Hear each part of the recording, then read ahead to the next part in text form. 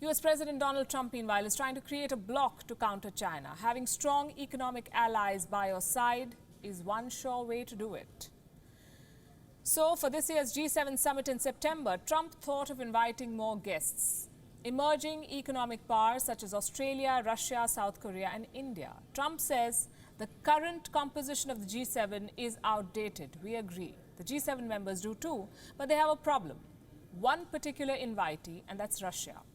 We'll tell you why, but first things first. This year's G7 summit is fraught with hurdles. First, China exported the virus, then it tried to kill Hong Kong, and now there are riots over racism in America. Trump is the host for this year's summit, and he's created enough drama already. First, Trump was hell-bent on holding the summit, even if it was through video conferencing. Others didn't agree. Their countries were fighting the Wuhan virus. The G7 could wait, they said. Then Donald Trump sent out invites again, this time for an in-person meeting towards the end of June, this month. He said there could be no greater example of reopening, a signal to return to normalcy. German Chancellor Angela Merkel bluntly rejected the invite. She said the risk of the pandemic was still too great to ignore. Now Donald Trump has fired a fresh salvo. He wants a bigger party. He wants India and Russia getting a seat at the table. On the question of India, the members appear keen. Last year, India's Prime Minister Narendra Modi had attended the event in Biarritz, in southwestern France. The invite had come from French President Emmanuel Macron himself. Now it's US President Donald Trump taking this one step forward. What should India do? Should India see this as an opportunity to join the leading Western bloc? Or should India see this as a polarizing move? There's a border dispute brewing with China. Trump wants to mediate. India has politely declined the interference, but there are no free lunches even at the G7. India brings a lot to the table.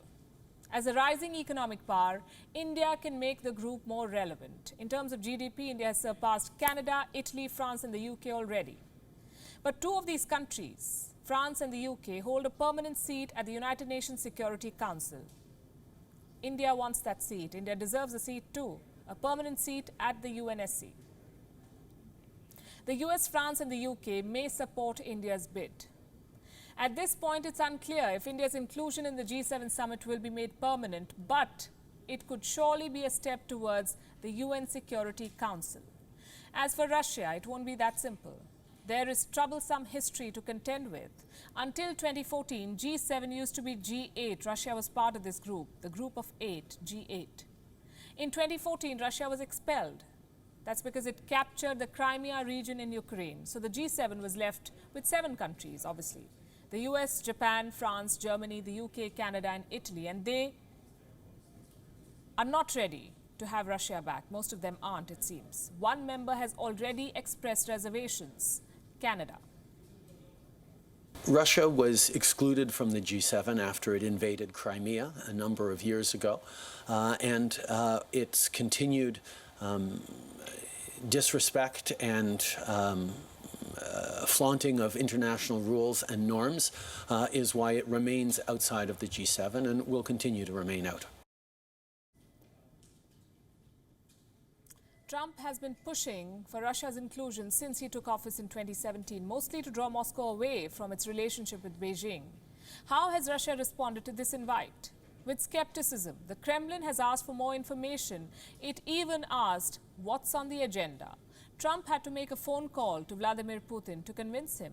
On the other hand, Australia and South Korea have accepted the invite, Australia in particular, garnering tremendous goodwill with Donald Trump after they called for an investigation into the Wuhan virus outbreak. So Donald Trump could expand the G7, turn it into G11, provided he convinces the other members on the question of Russia.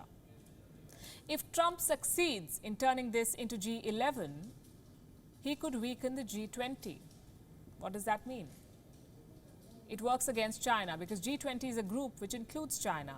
This is geopolitical chess, and we'll see who will checkmate whom.